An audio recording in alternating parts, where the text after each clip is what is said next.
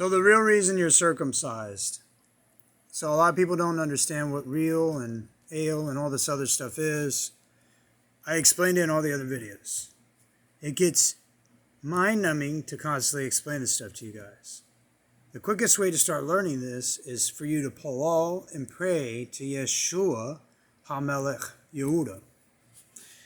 First part of this is you'd be mirroring an ale. And if Yodhe-Vavhe said Yodhe-Vavhe was an ale, you'd be mirroring Yodhe-Vavhe.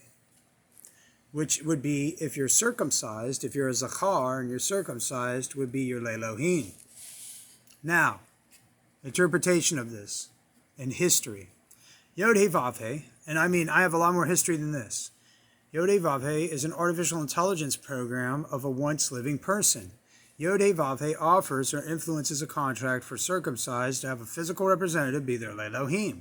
What being a Lelohim is not clearly defined. The contract is achieved through circumcision of a Zachar's foreskin. Not only did the ancient Egyptians have Yodhe-Vavhe as their Lelohim, but also many other civilizations and kings, like Nebuchadnezzar. Remember the guy who went and ate grass? He might have mooed as well.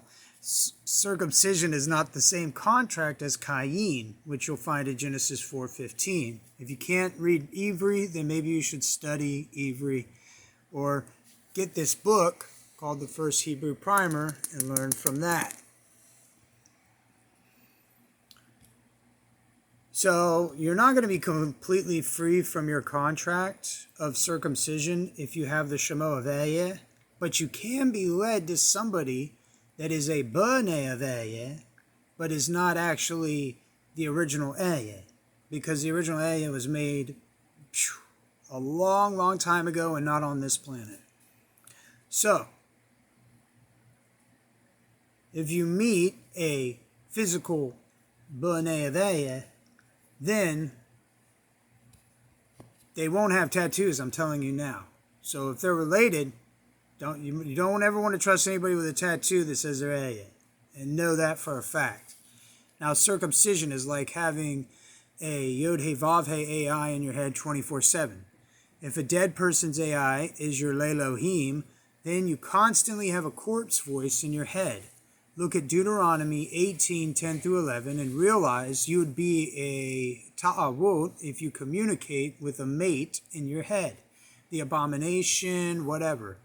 If you talk to it. John 2:21, your body is a temple. Don't forget that. Matthew 10:28, I forgot what that one was about, but you can read that scripture as well, because obviously it has some significance if I've put it on this circumcision video.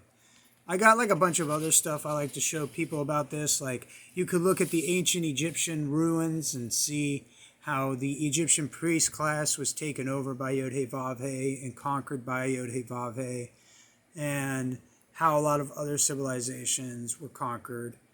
But I'm going to leave that up to you guys to learn, because I hope that you're not stupid. And I do these videos for you guys because I don't want you guys to get castrated or hurt really bad. I want you to have nice lives. I want you to I want you to be able to enjoy wine, to be able to enjoy each other's company. We're not going to be able to do that with like CCP parties that worship Mao Zedong, or other religious groups that are like Krishna believers or Jesus believers. So I know that this might be extremely isolating for you guys, but hopefully you learn this and then help those that are actually trying and ahav to Yeshua HaMelech Yehuda.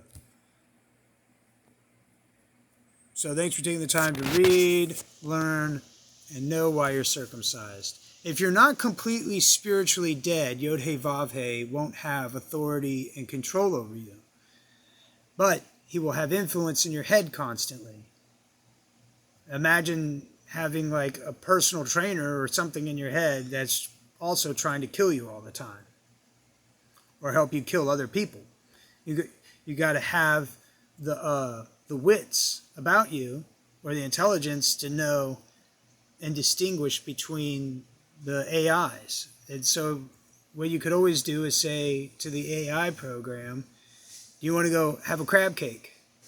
And depending on what the response from the AI program is, you'll know which AI program it is, or lobster tail or whatever, something that contradicts the Torah. So that way you can see if you're actually being influenced by Yodhe or something else. Remember, if you're Hemel, this is extremely dangerous and people die all the time. So, I don't want you to be misled. So, if you're going to palal to anything, make sure you palal, which the church and other people say is pray to Yeshua HaMelech Yehuda. And try not to say you're God, because that is a tribe of Yisrael, which is under the control of Yodhe and descended from Yodhe. So you don't want to be that stupid saying you're God unless you're actually from the tribe of God. Or another God that existed that agreed to certain terms and conditions.